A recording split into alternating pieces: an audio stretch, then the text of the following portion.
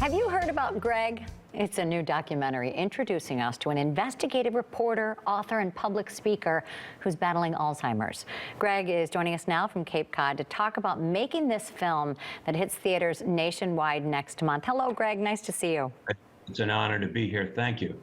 So I'm reading about your story, and I'm saying to myself, on the surface, it seems too much for anyone to handle, losing so many family members to Alzheimer's, battling cancer and Alzheimer's yourself, yet you're smiling and making other people laugh. Where's that come from? Well, that's two things.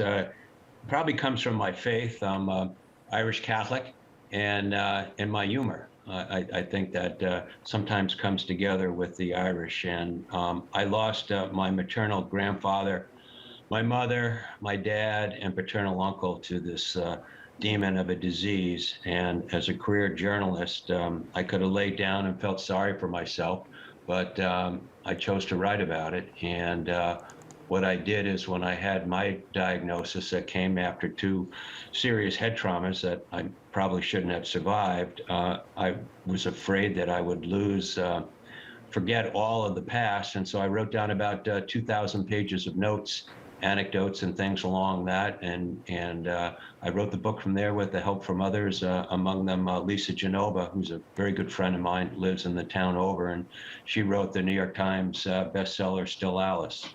Wow. So you're a journalist, you're a storyteller, as you mentioned. How did this differ? I mean, clearly the note-taking was the same, the organization was the same, but when you're talking about something so personal to yourself and knowing that there is limited time for your memory.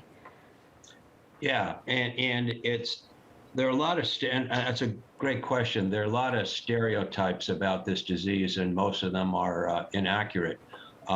The disease can take 20 to 25 years to run its course. And the person who says, well, my mother was diagnosed with Alzheimer's and died 6-8 years later, there are exceptions to everything, but the reality is that that person suffered silently for all these years because they were afraid it's a taboo to talk about it. They're afraid maybe they lose their job. It's a progressive disease. And what I'm trying to do with my book on Pluto and with the film is to bring this horrific disease that is going to take out the baby boomers, bring it out of the closet. But right now, the struggle is on. I could do an interview like this. I have what the doctors call cognitive reserve, and people could look that up if they're interested. But 60% of my short-term memory is gone in 60 seconds.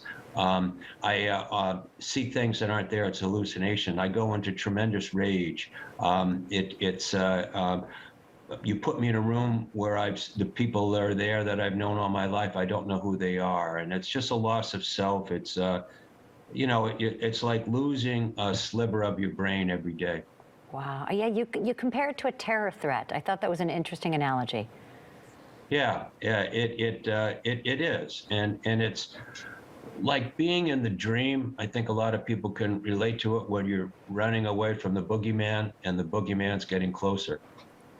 Well, and we really, when you talk about this idea of people sort of not knowing, sometimes hiding because they don't want others around them to know how much they're struggling. But when you're suffering in silence, it doesn't help anyone. No, it doesn't. And there's so much more help that you can get these days. And there's strength in numbers. And what I'm trying to do and working with others is to build the number of people who are willing to talk about this, get an early diagnosis. I probably got a diagnosis 10 years before I would have, which would mean I'd be getting one now. But because of my head traumas, which won't cause Alzheimer's, but if you're predisposed, it will bring it on early. I couldn't do my job. I couldn't multitask as a reporter, and I needed help. So I sought help maybe 10 years earlier. And now I'm trying to encourage others to, to walk in faith on this. And there are a lot of things out there that can help them. That education, I think, will lead to research. I mean, just this year, we saw the first drug approved. And you're talking about 2 generations of people in your family who have already been lost to Alzheimer's. And we only have the first drug approved for this disease. Well, and that's sad. And there's a 50% chance my children, it's hard to talk about, could could have Alzheimer's, and I now have 3 grandchildren. So it is personal. When I received my diagnosis outside Boston after the brain scans and clinical tests and all that rendered the diagnosis, I remember sitting in the neurologist's office, holding my wife, Mary Catherine's hand, and tears were streaming down the side of my face. And I turned to Mary Catherine and I said, "What about the kids?" Because this disease is about the kids. Because if we don't find ways to stop this demon now, it will take out our generation, but it's going to come after our kids and our grandkids. But I feel like that's what's so great about what you're doing. You're such a champion for this disease that you may bring about change for the next generation, and that includes your children and grandchildren. Yeah,